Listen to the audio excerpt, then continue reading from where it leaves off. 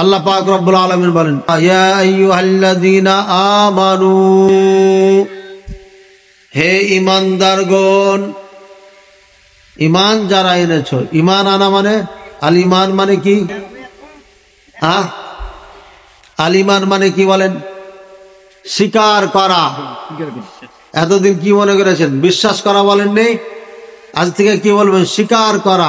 বলবেন হুজুর উল্টা পাল্টা প্রথমে শুরু করলেন না, সোজা করার জন্য আসছি আমি, উল্টা করার জন্য আসি নাই। ফামান ইয়াকফুর বিত-তাগুত ওয়া ইউমিন বিল্লাহ ফাকাদ ইসতামসাকা বিল উরওয়াতিল উসকা লা ইনফিসামা লাহা।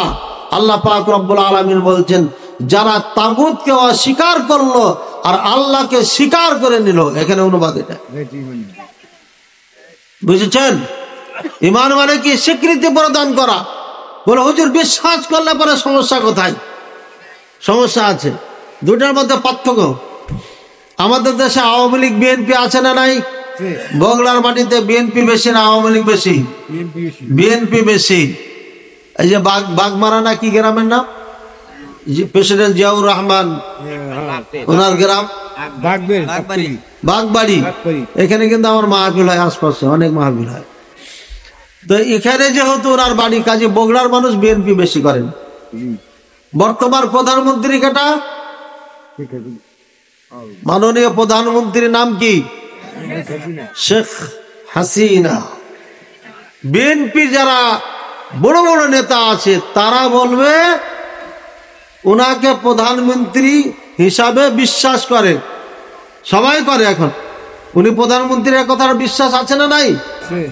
কিন্তু বড় বড় নেতা যারা বিএনপি করে তারা কিন্তু স্বীকৃতি দিতে রাজি নয়, ঠিক কিনা?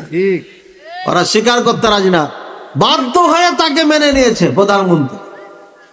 তাহলে মেনে নেওয়া, বিশ্বাস করা অনেক সময় বাধ্যতা, তার বাধ্যতার কারণে হয়, বাধ্যকতার কারণে হয়।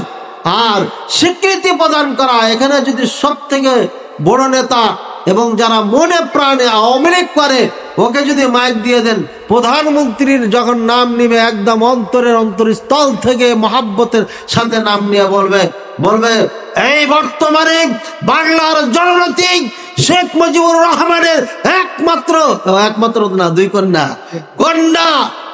কি বলবো তারপরে? আমি তো পারি না এগুলো। হ্যাঁ, শেখ হাসিনা।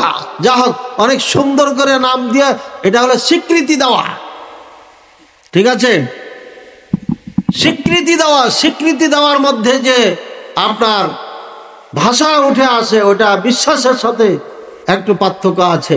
এই জন্য আল্লাহ পাক রব্বুল আলামিনকে আপনি মেনে নিয়েছেন, বিশ্বাস করেন একজন আল্লাহ আছেন।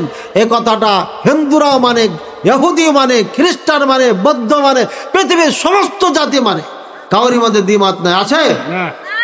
কোরআন বলছে, ওয়ালা ইন সাআলতাহুম মান খালাকাস সামাওয়াতি ওয়াল আরদ, যদি তাদেরকে মানে কাফেরদেরকে, আল্লাহ রাসূল সাল্লাল্লাহু আলাইহি ওয়াসাল্লামকে বলছেন, ওয়ালা ইন সাআলতাহুম, হে মুহাম্মদ যদি তাদেরকে মানে কাফেরদেরকে, মক্কার কাফেরদেরকে যদি আপনি প্রশ্ন করেন, মান খালাকাস সামাওয়াতি ওয়াল আরদ, আসমান জমিন কে সৃষ্টি করেছে?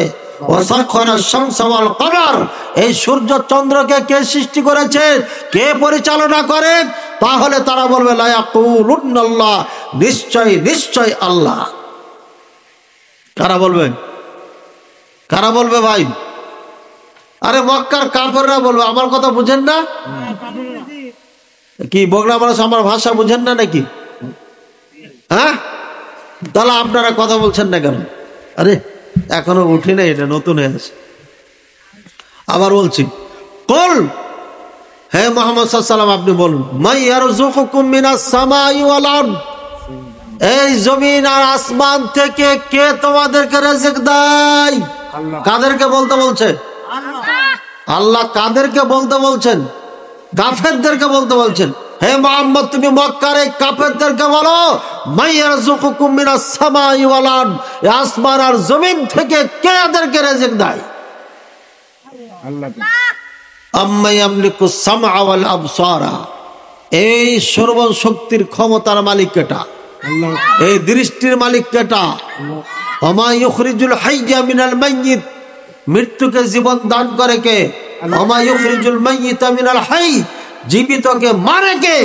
ওমায়ুদাব্বিরুল আমরা, আসমান জমিন ছাড়া যত জগৎ আছে এই সকল জগতের পরিচালনাকারী কে? আল্লাহ। কয়টা প্রশ্ন?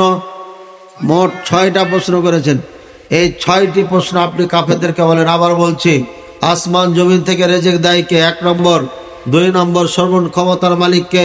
3 নম্বর দৃষ্টি শক্তির মালিককে। 4 নম্বর মরাকে জিন্দা করে কে? 5 নম্বর জিন্দাকে মারে কে? 6 নম্বর এসব পরিচালনা করে কে? সায়াকুলুনাল্লাহ। এই কাফেররা দেরি করবে না, সা মানে দেরি ছাড়া, দেরি করবে না, এরা বলবে আল্লাহ। তাহলে কাফেররা বিশ্বাস করে রেজেকের মালিক কেটা? চোখের মালিক কেটা? কানের মালিক কে? মারে কে? জিন্দা করে কে? সব কিছুই পরিচালনা করে কে?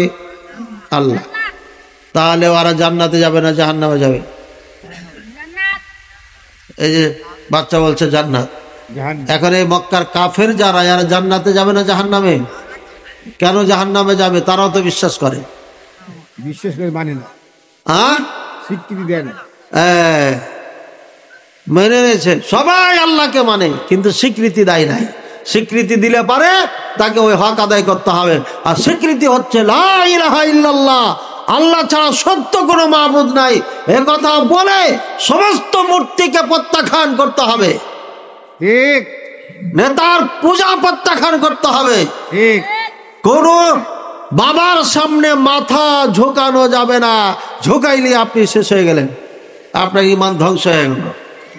আপনার এলাকায় বাবা টাবা আছে নাকি? রাগ করেন না, কারণ আমি আগে বলেছি এখানে কাউরে আমি চিনি না, এখানে কাউকে আমি চিনি না, একদম চিনি না। এখানে এসে এই জনি ভাইয়ের নাম জানলাম, তাও কখন জানলাম?